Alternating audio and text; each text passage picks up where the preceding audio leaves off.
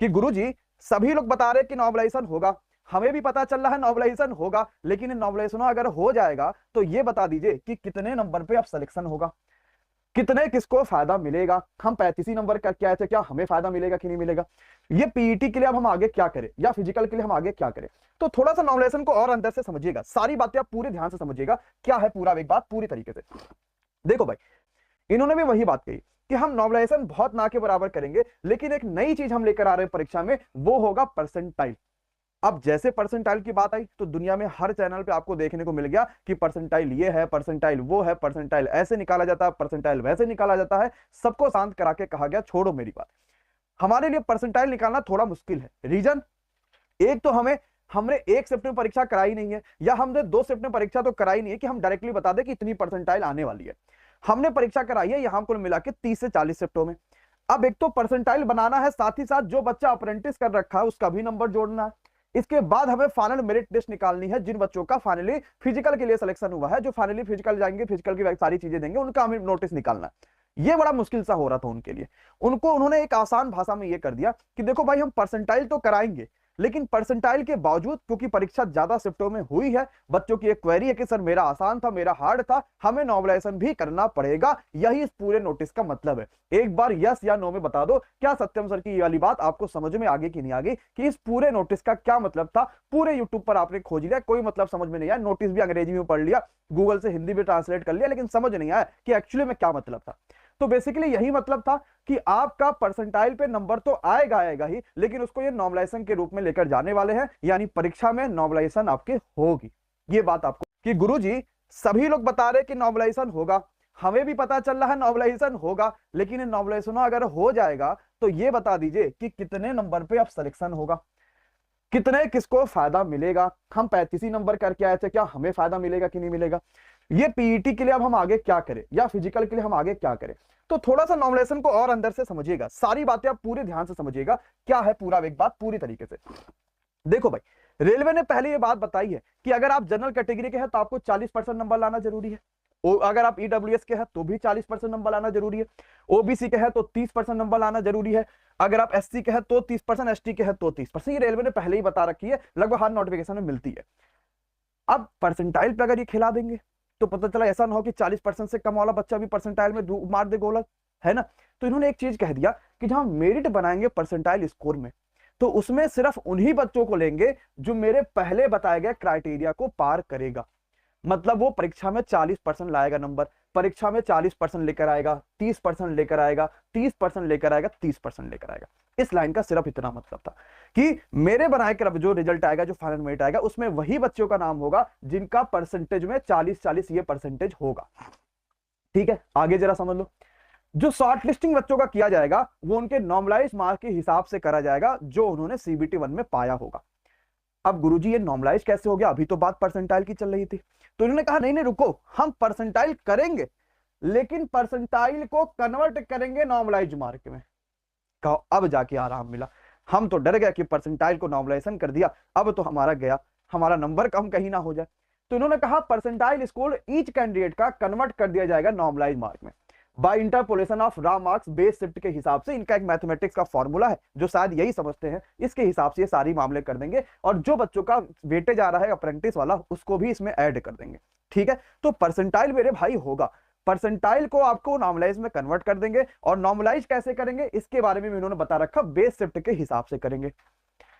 अब कहे सर तीसरा लाइन इन्होंने बताया बेस शिफ्ट के बारे में, जरा समझिए बेस शिफ्ट है क्या। बेस शिफ्ट का मतलब ये होता है कि ये एक एवरेज हाईएस्ट स्कोर निकालेंगे या एवरेज हाईएस्ट मीन निकालेंगे। कि भाई हमने क्या करा, जैसे यहां समझिएगा कि आपको उन्होंने क्या करा कि पूरे पेपर्स में देखा कि एवरेज हाईएस्ट मीन कहां जा रहा है, कौन सा ऐसा दिन था जहां पे बच्चों ने पटाखा फोड़ दिया, एकदम ध्वजा गाड़ दिया। तो पता चला यार एक ऐसी शिफ्ट थी जिसमें कुल मिला के 2000 बच्चे बैठने थे, आए सिर्फ थे 40 बच्चे, और हर बच्चा 80 से ऊपर लेकर आ, तो क्या एवरेज हाईएस्ट मीन को 80 से ऊपर कर ले जाएगा? कहा नहीं, ऐसे करेंगे तो गड़बड़ हो जाएगा।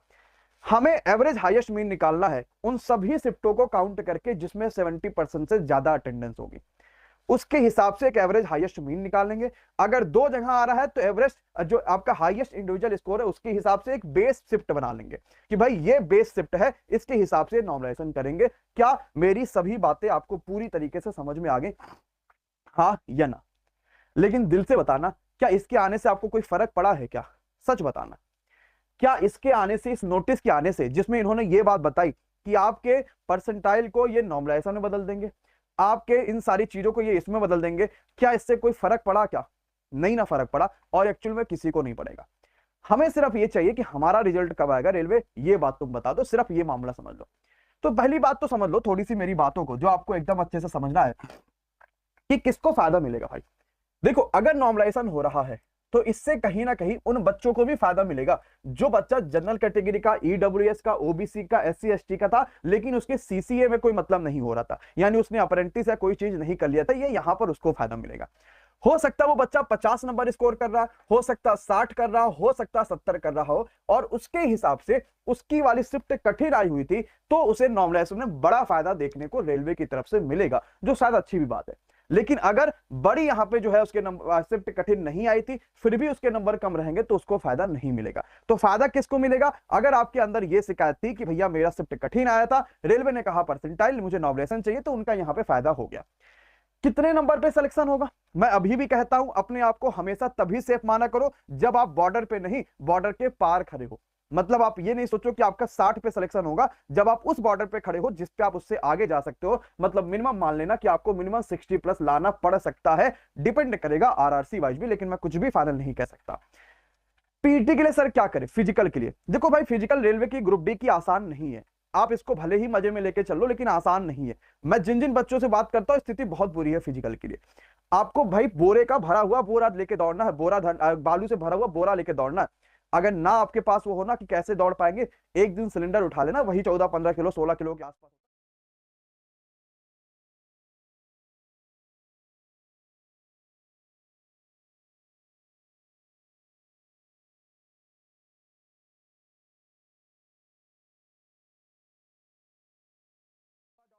पे या डेली सुबह जाओ, जिम जा रहे हो तो वहां जाओ, हर जगह जाओ, लेकिन अब आपके पास समय आ चुका है कि फिजिकल के लिए खुद को एक्टिव कर लो ज्यादा से ज्यादा। जितना ज्यादा एक्टिव करोगे उतना ज्यादा आपको मजा आएगा और उतना ज्यादा आपके लिए चीजें आसान होगा। लेकिन अगर इसको मजे में लेके चलोगे, पूरी परीक्षा आपने इतिहास रची दी, 3 साल इंतजार आपने करा, सब कुछ आपने कर लिया, आंदोलन भी कर लिया, मैं टीयर 2 नहीं दूंगा, उसके बावजूद अगर आप यहां पे फेल हो जाओगे ना, तो आपको ज्यादा दिक्कत होगी।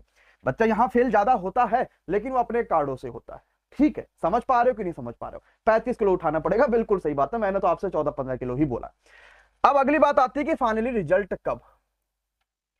देखो भाई, मैंने जब से ये चीज हुई है, नोटिफिकेशन आई है, मैंने दुनिया के सारे यूट्यूबर्स की वीडियो देख ली कि लोगों ने क्या क्या बना रखे हैं, कब आएगी रिजल्ट, कब नहीं आएगी। लेकिन किसी ने ये चीज नहीं सोचा कि एक बार रेलवे को ये बात फोन करके कंफर्म कर लो, या किसी एक रेलवे हायर अथॉरिटी को कंफर्म कर लो, जहां पे नवीन सर या खान सर जहां लोगों से बात कर रहे थे कि रिजल्ट आने की संभावना कम है।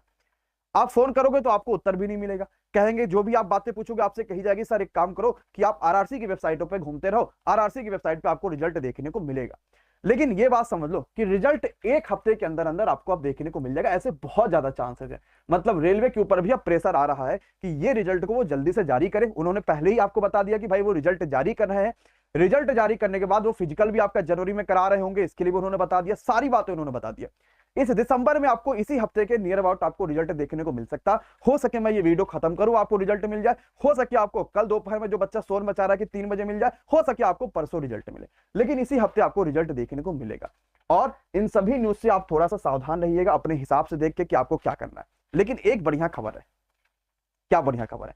सब बताओ भाई, एक बार यस या नो में बता दीजिए। एक बढ़िया खबर है। देखिए, एक तो आपके लिए रेलवे के एग्जाम्स के लिए, चाहे ग्रुप डी हो चाहे एनटीपीसी हो, एमडी क्लासेस ने पूरी जान लगाई है। मतलब मैं शायद ये बात कह सकता हूं पूरी गारंटी के साथ कि एनटीपीसी सीबीटी 2 में भारत में सबसे ज्यादा सिलेक्शन दिलाने में जो परसेंटेज है ना, वो एमडी क्लासेस का भी है। और ये बात आप भी जानते हो। हमने हजारों स्टेशन मास्टर बनाए, 6000 यहाँ पे भर्तियां थी। मैं ये दावे के साथ कह सकता हूं सबसे मैक्सिमम भर्ती एमडी क्लासेस ने कराई है। ये बात आपको सबको अच्छे से पता है। ग्रुप डी में सबसे पहले तो उन सभी बच्चों को एमडी क्लासेस की तरफ से अग्रिम शुभकामनाएं, जिनके लिए आपने जान लगा रखी थी। आपके सपने को पूरा करने का समय आ चुका है। जितनी मेहनत हम लोगों ने करी है उससे कहीं ज्यादा मेहनत आपने करी, और इस पूरी मेहनत का सारा श्रेय आपको है। सिर्फ हमें गाइडेंस आपको करने की जरूरत थी कि बच्चा आपको ऐसे ऐसे पढ़ना, आपको ये क्वेश्चन पढ़ना, वो आपने कर दिखाया, आपका सिलेक्शन हो गया। लेकिन अब बारी आगे कई सारी परीक्षाओं की है। जैसे आपका एएलपी आ रहा है, जैसे आपका आरपीएफएसआई आ रहा है, जैसे आपका टीटी आ रहा है, जैसे आपका कांस्टेबल आ रहा है। लगातार कई सारी भर्तियां आ रही हैं, और इन सभी भर्तियों को लेके एक जबरदस्त फ्री अनाउंसमेंट है आप सभी के लिए। और वो अनाउंसमेंट ये है कि 8 दिसंबर रात 9 बजे एमडी क्लासेस पे, यानी कि परसों रात 9 बजे कुछ खास होने वाला है। और ये खास इस वजह से भी आपको लगेगा ना कि जैसे आप ये जो शेड्यूल क्लासेस पे जाके देखोगे तो 600 से ज्यादा बच्चों ने ऑलरेडी लाइक कर रखा है। अब आप